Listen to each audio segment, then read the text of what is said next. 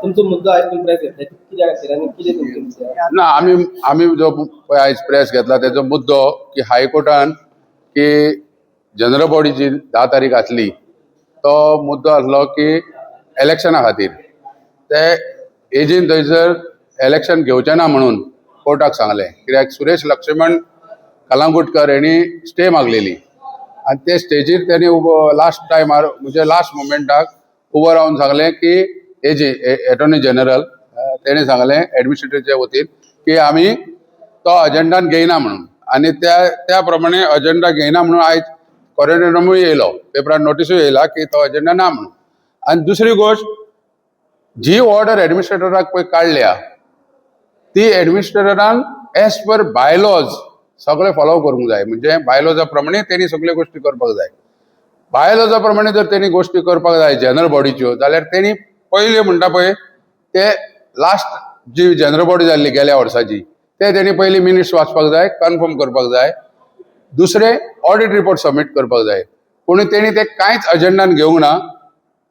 घेयनासतना तेणी direct member लिस्टाचे verify करतलो जावं आनी कितें करतलो म्हणजे ते मेंबर लिस्टाचे तेणी तो अजेंडान घेतला.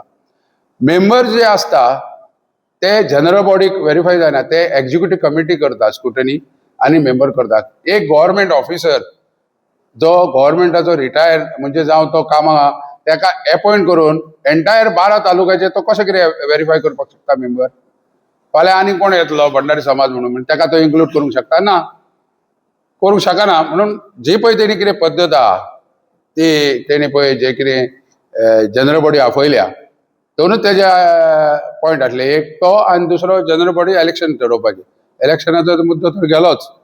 आतां तोय जो कितें तेणी पॉयंट घेता आनी सगळे जे पळय कितें आमचे रिन्युअल नासतना तेका अपॉइंट केला जावं तो पयशे तेका सरकारान हें करता तो पयशे कितले विथड्रॉ केला कितें तें हांव सगळे कोर्टाच्या मार्फत हें करतलो.